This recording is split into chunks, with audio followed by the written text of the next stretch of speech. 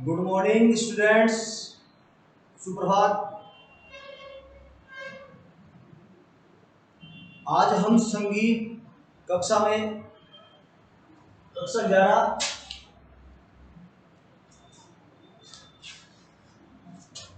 आज नाद को अच्छी तरह समझेंगे। आज शुरू शुरू से पुनः कैसे पहले पढ़ा दिया नाद को मैंने, पर नाद को थोड़ा बारीकी से समझेंगे, अपन पूरा विस्तार से समझेंगे।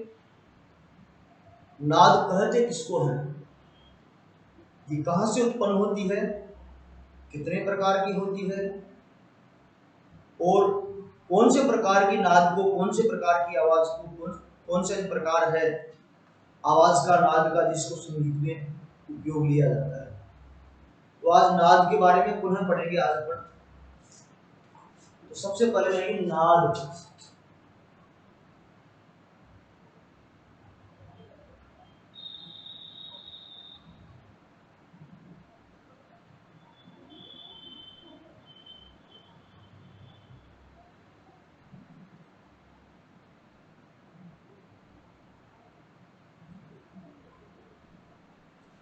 नाद अर्थात ध्वनि।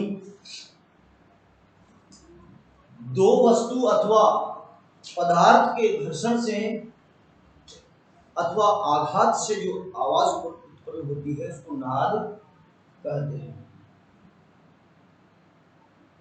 अर्थात उसको ध्वनि भी कहते हैं। ध्वनि वह है जो कानों को सुनाई दे, उसको ध्वनि कहते हैं। ध्वनि किसको कहते हैं? जो कानों को सुनाई दे। और ये ध्वनि दो प्रकार की होती है, अमधुर ध्वनि और मधुर ध्वनि। तो इसकी परिभाषा पढ़ते हैं सबसे पहले नाद की। दो वस्तुओं अथवा पदार्थ के परस्पर घर्षण से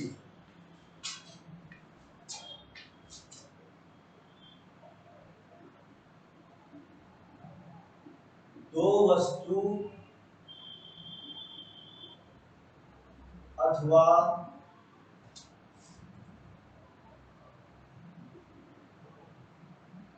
पदार्थ के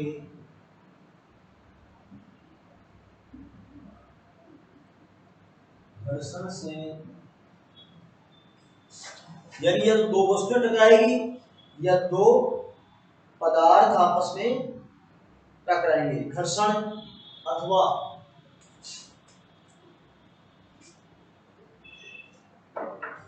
घर्षण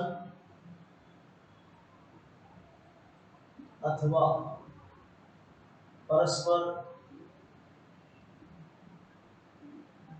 रगड़, रगड़ भी कर सकते हैं, आघात भी कर सकते हैं। घर्षण अथवा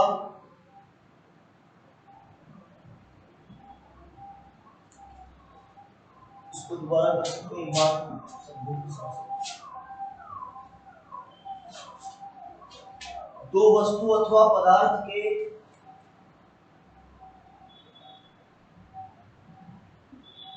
परस्पर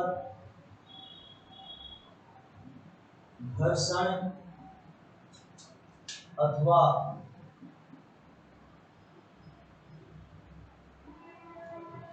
आघात से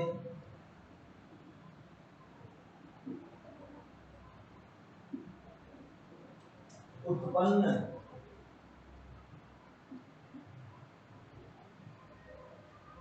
आघात से उत्पन्न आघात से ध्वनि उत्पन्न होती है। ध्वनि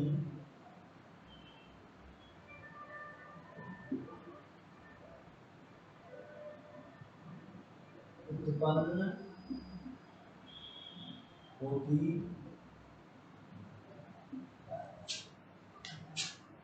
यानी दो वस्तु अथवा पदार्थ के परस्पर घर्षण अथवा आघात से ध्वनि उत्पन्न होती है।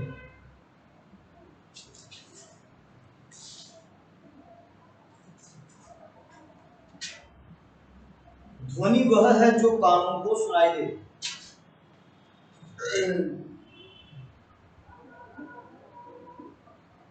ध्वनि वह है जो कानों को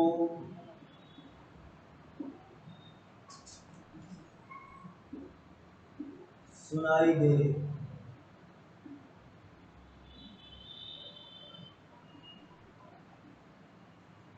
यानी ध्वनि किसको कहेंगे? जो कानों को सुनाई दे। और संगीत का सारा मामला, सारा मैटर ध्वनि के ऊपर है। आवाज नहीं है तो संगीत नहीं, काय का संगीत। और आवाज नहीं है जिसमें कानों को कुछ सुनाई नहीं दे, वो काय की ध्वनि, काय की नाद है। ध्वनि दो प्रकार की होती है।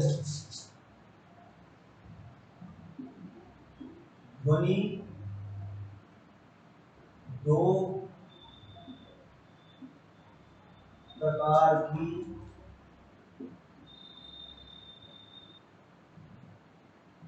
होती है। यानी ध्वनि दो प्रकार की होती है, दो तरह की होती है ध्वनि। पहली अमधुर ध्वनि, शोर अथवा कोलाहल। पहली है नंबर 1 अमधुर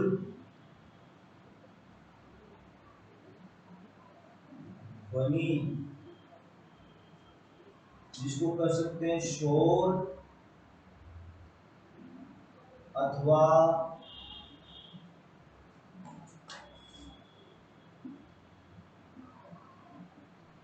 कोलाहल। अमधुर ध्वनि को क्या कहेंगे? शोर अथवा कोलाहल। वस्तु अथवा पदार्थ पर आघात से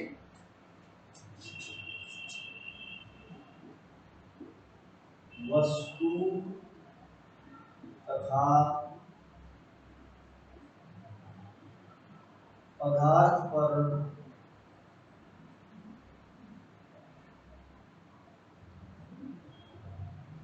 आघात से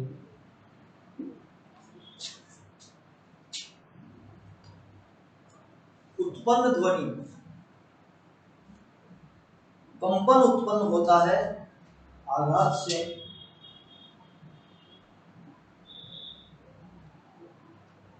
कंपन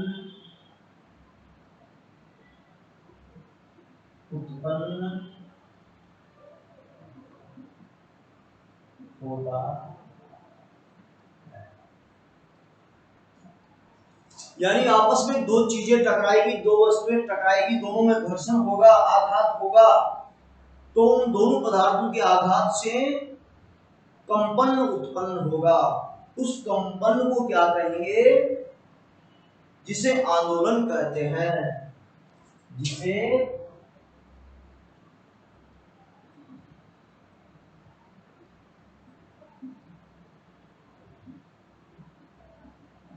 आंदोलन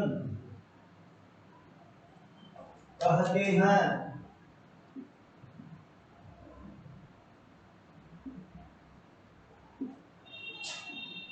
उस कंपन को क्या कहते हैं? आंदोलन। वह ध्वनि जिसके कंपन अथवा आंदोलन नियमित होते हैं, वह ध्वनि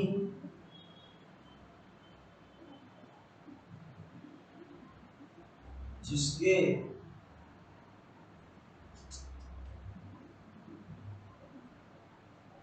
कंपन तथा आंदोलन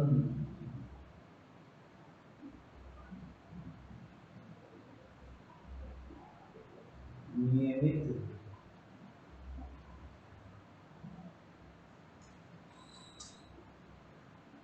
होते हैं।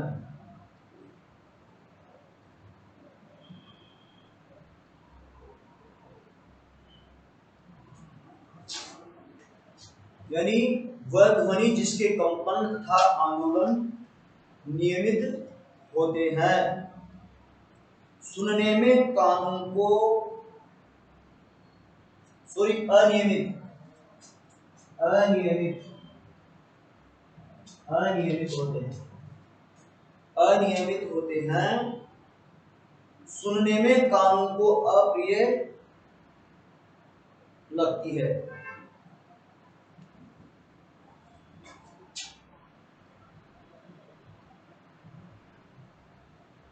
सुनने में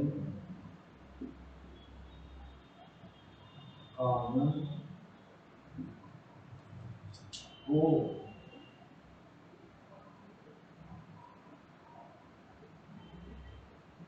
अप्रिय लगती,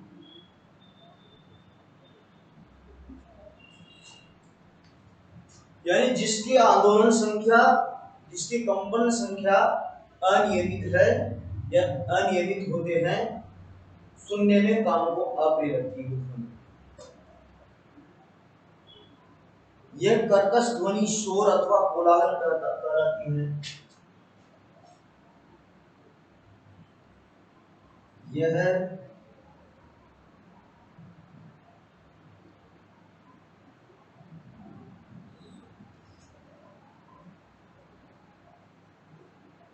कर्कश ध्वनि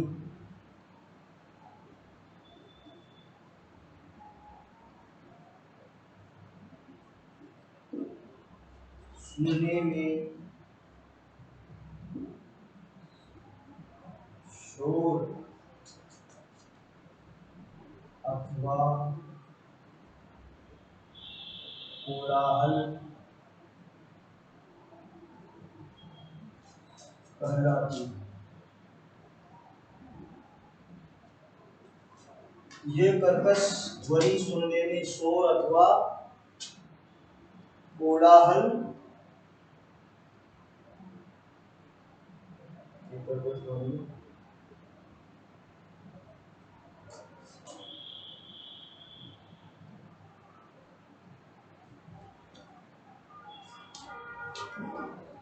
कर्कश ध्वनि शोर अथवा कोलाहल कहलाती है।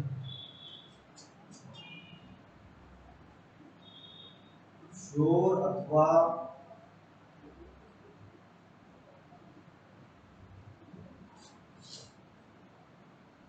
कोलाहल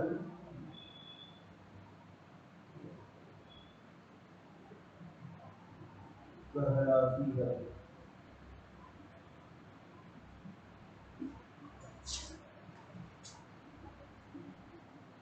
कर्कश ध्वनि संगीत में सर्वथा वर्ज्य है।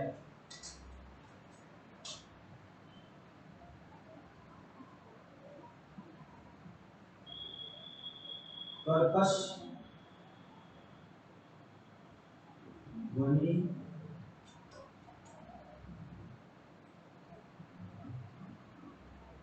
संगीत में सर्वथा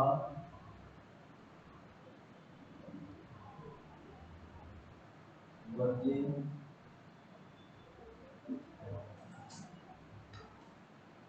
यानी कोलाहल अर्थात कर्कश ध्वनि संगीत में सर्वथा वर्ज्य है, निषेध है। कर्कश ध्वनि संगीत में चलती नहीं है। संगीत में वही ध्वनि चलती है जो मधुर हो, कानों को सुनने में प्रिय लगती हो, कर्णप्रिय हो, वही ध्वनि संगीत में चलती है। तो ये थी अमधुर ध्वनि।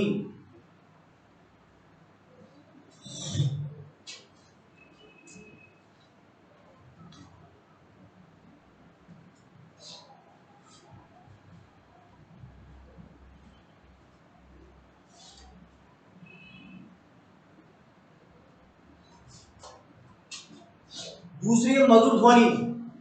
नंबर 2, मधुर ध्वनि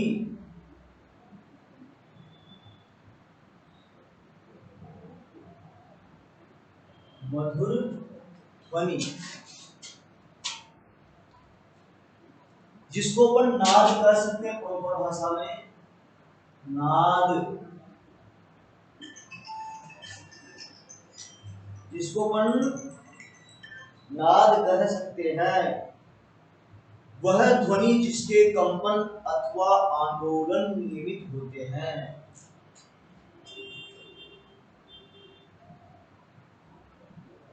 वह ध्वनि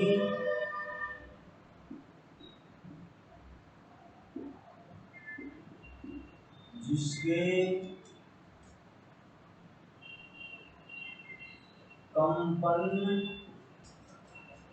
अथवा आंदोलन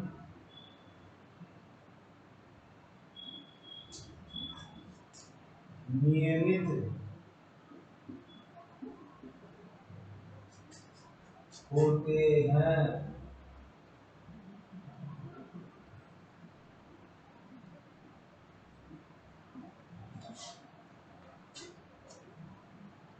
कानों को सुनने में प्रिय लगती है। वह ध्वनि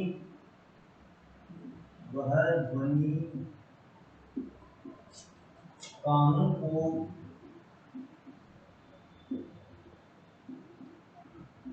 सुनने में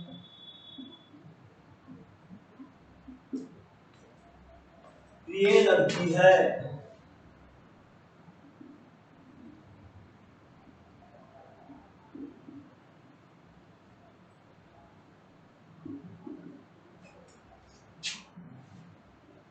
मधुर ध्वनि का संबंध संगीत से है। मधुर ध्वनि का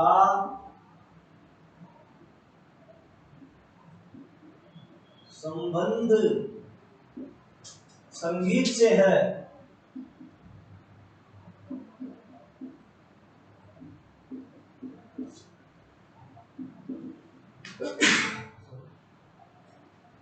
यानी मधुर ध्वनि क्या है? मधुर ध्वनि वह ध्वनि जिसके कंपन अथवा आंदोलन नियमित होते हैं। वह ध्वनि कानों को सुनने में प्रिय लगती है।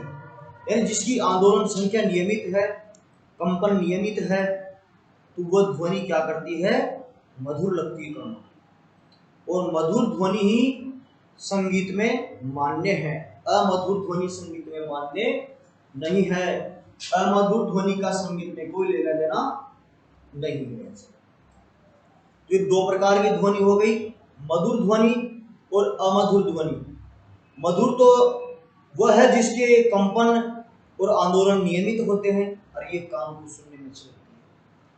अमधुर ध्वनि वही है जिसकी आंदोलन संख्या या कंपन संख्या नियमित नहीं है, अनियमित है और कानों को कर्कश लगती है, शोर लगता है, कोलाहल लगता है। तो उस ध्वनि को संगीत में वर्ज्य माना गया है, उसको शोर माना गया है और शोर हमेशा बुरा लगता है। तो दो प्रकार की ध्वनि आपने सुनी। अब इसमें है मधुर एवं कर्ण प्रिय संगीत उपयोगी ध्वनि नाद कहलाती है। मधुर एवं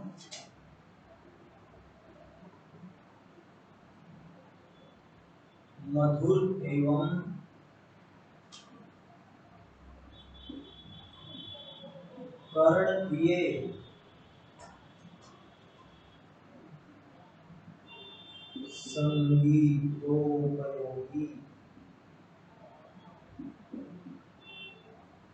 संगीतोपयोगी ध्वनि ही नाद कहलाती है। ध्वनि ही नाद कहलाती है। नाद कहलाती है। नाद किसको कहते हैं? कि मधुर एवं कर्ण प्रिय संगीतोपयोगी ध्वनि ही नाद कहलाती है। पंडित सारंगदेव ने पंडित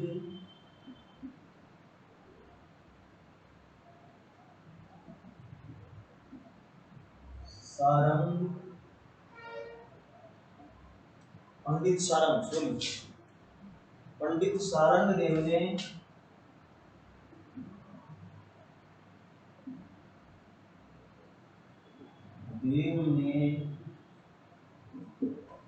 संगीत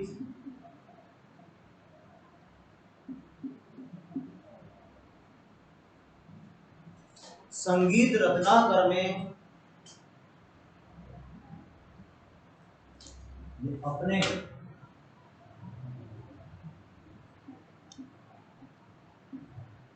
अपने संगीत ग्रंथ रत्नाकर में, इनके द्वारा लिखा गया ग्रंथ है संगीत रत्नाकर। अपने ग्रंथ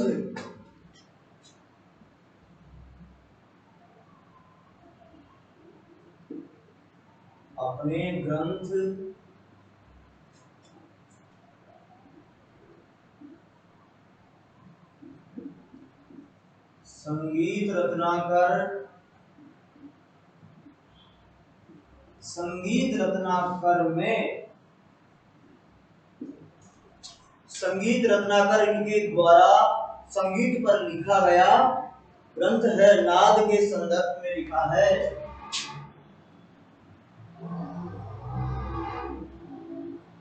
नाद के संदर्भ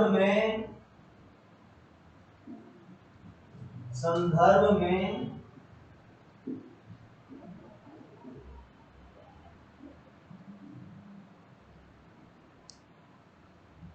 लिखा है, या इन्होंने नाद के विषय में लिखा है। क्या लिखा है?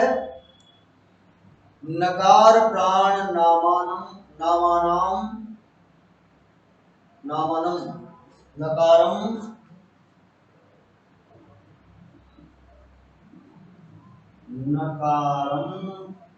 प्राण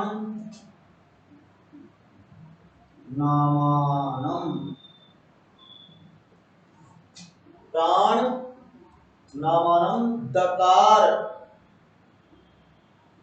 दकार मंडलम विदु। दकार मंडलम विदु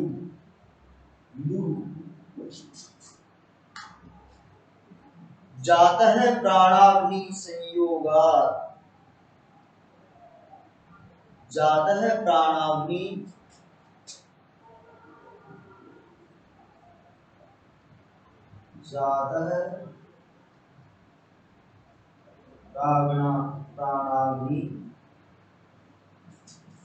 प्राणाग्नि योगा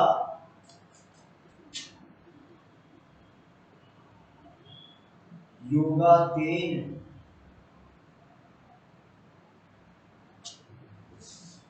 नादो विधीयते।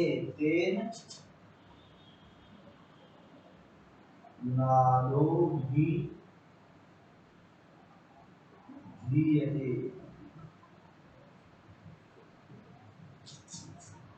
नादो विधीयते। सुनिए से छोटी बड़ी मात्रा ही नादो विधीयते।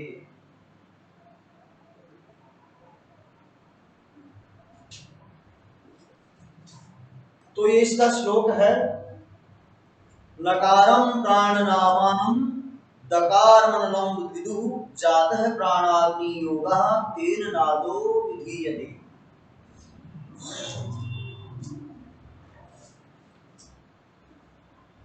इसका सीधा सा उत्तर है नका अर्थात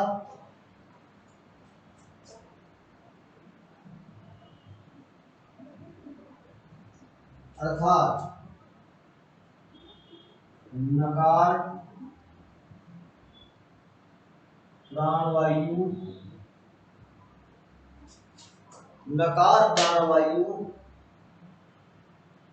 तथा दकार अग्निवाचक है। तथा दकार अग्निवाचक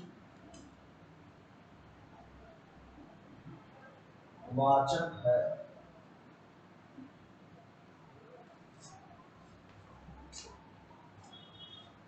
नकार क्या है इसमें? नकार प्राणवायु है। नाद का जो ना और द है, नकार प्राणवायु है तथा दकार अग्निवाचक है। अतः प्राणवायु एवं अग्नि के संयोग से अतः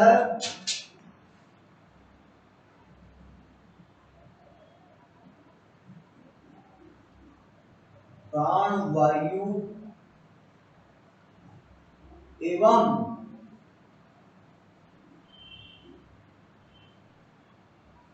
अग्नि के संयोग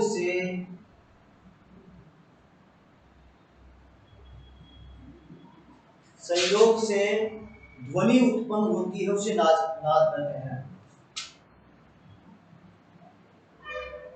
ध्वनि उत्पन्न होती है, उसे नाद कहते हैं। यानी दोनों के संयोग से जो उत्पन्न होती है, नाद के दो भेद माने गए हैं। नाद के दो भेद माने गए हैं। तो ये थी नाद की परिभाषा अब तक। नाद दो प्रकार की होती है। अब नाद के भेद, जो मधुर नाद होती है उसके भेद कितने हैं, तो भेद अपने आगे व्याख्यान में पढ़ेंगे।